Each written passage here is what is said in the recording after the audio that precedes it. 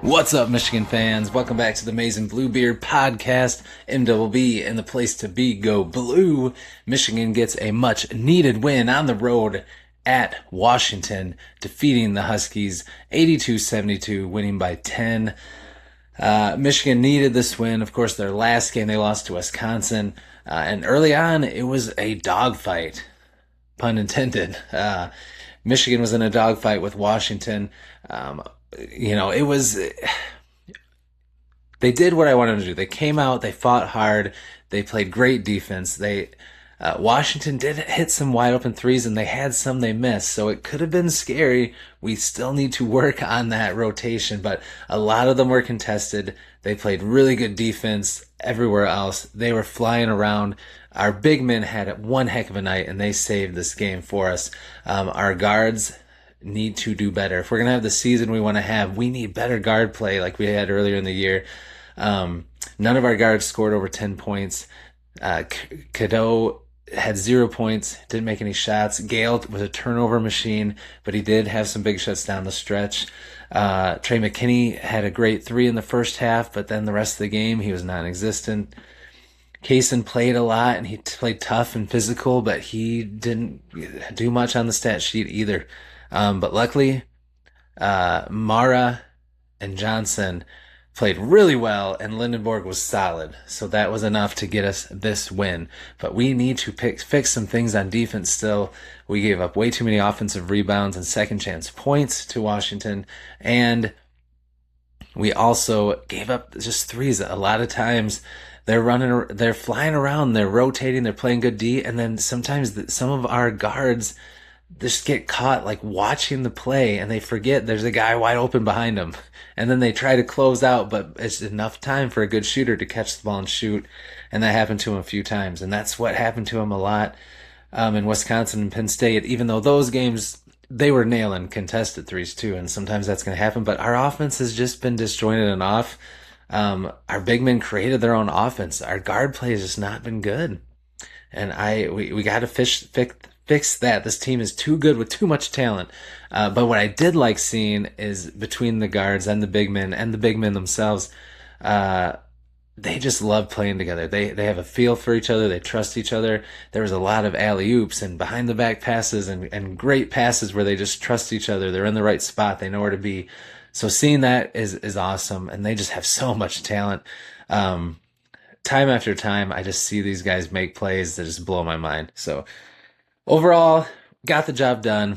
Really should have won by 13, but they had a couple of rough offensive possessions that were rushed when they didn't need to be to end the game, and a bad defensive possession at the end where they gave up basically a wide open 3, so they ended up winning by 10. But, they were up by 15 at one point. A few times it got down to 6 in the second half and got close. And, like I said, if they played a team that shot better from the 3, it might have been a different story, but they got the job done. That's all that matters. They didn't look perfect, but like I said, Mara and Johnson looked about as perfect as you could ask. They looked fantastic. Ade Mara had 20 points, and had some wild assists, some wild blocks. Season high for him. He looked fantastic. He was hard to handle. And Morez Johnson was a beast, 16 points, 16 rebounds. Just fantastic, flying all over the place, a problem on both ends of the court. And yeah, those two together, they just rocked it out. Let's take a look at the box score, as you can see here.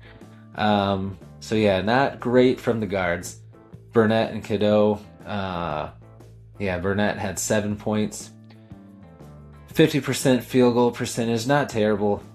He did make 1 3. Cadeau had 0 points, 0 for 5, 0 for 3 from the 3-point line. But they had 0 turnovers from them, so that was good. Kaysen didn't have any turnovers either. 6 points, only shot 25%, missed the only 3 he took, did knock down his free throws. Rudy Gale, so dynamic, a high flyer, but he had 3 turnovers, which could have been costly. And he only shot 40%, had 9 points, missed 3 free throws. That was troublesome. Cheddar had 7 points, didn't make a huge impact, but he always brings the energy. McKinney, like I said, played a lot in the first half, hit a big 3, kind of disappeared down the stretch of the game. And then, yeah, that's pretty much all we got from our guards. But like I said, the big men were the story. Lindenborg had a solid game, 14 points, shot 40%, knocked down a couple threes, 7 rebounds. So yeah, he's had better games, but he was solid. He made some big baskets. He had a layup that was just insane. It was on a fast break, and he went into his layup motion into the air around one guy, and then another guy moved in to try to take the charge, and in midair, he just like shifted his body like silky smooth like butter and laid it in. It was a beautiful layup. So he looked great, but like I said, the stars of tonight were Johnson and Mara. Mara, 20 points, 10 of 11 on field goals, shooting 90%, just taking high efficiency shots, including a boom shakalaka NBA jam on an alley-oop from Rudy Gale Jr. He did miss his only free throw he took, but a couple rebounds, a couple assists, 3 blocks. He was a blocking machine. And Maurice Johnson was awesome. Again, I love that he's so good at free throws too. What a weapon to be able to have him on the court at the end of the game in defense, because if he gets a rebound and gets fouled, you can trust him. 80% free throw shooter. He knocked down all 4. Shot 50% from the floor, 16 points, and grabbed 16 rebounds. Absolutely amazing. 11 on defense, 5 on offense. Great game. Great game. All right, so field goal percentage, Michigan shot 46% to Washington's 38%. Free throw percentage, Michigan shot 77%, Washington 82%. 3-point, Washington shot 27%, Michigan shot 22%. We made 5 threes, Washington made 9. We had 18 assists to their 10, so that was good. We only had 8 turnovers to their 11, also good. We had 5 block shots, but they had 8, so that was a problem. And we out-rebounded them, but just barely, 37-35.